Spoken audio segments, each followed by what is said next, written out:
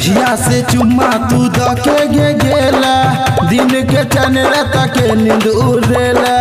दिन के चैन रात के नींद उड़ेला जहिया से चुम्मा तू दके गेला दिन के चैन रात के नींद उड़ेला होइया नहीं बरता सके आना हमरा पास गे छियौ लगे ने आ सके आना हमरा पास गे छियौ लगे ने आ सके डीजे सुमित सतीश रैना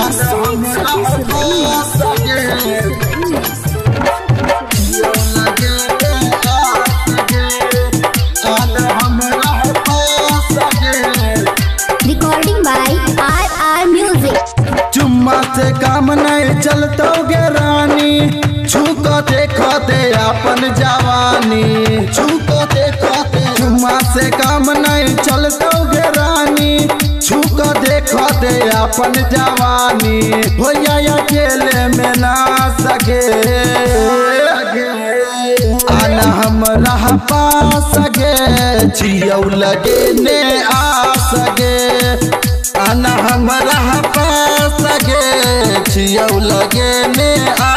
सके डीजे सुमित सतीश रैना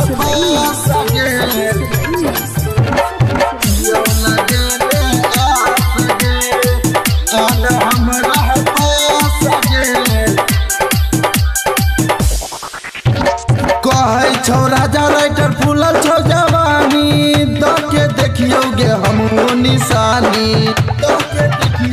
कहे छौ राजा राइटर फूलल छौ जवानी दके देखियो गे हम निशानी चांदनी राला के ना सगे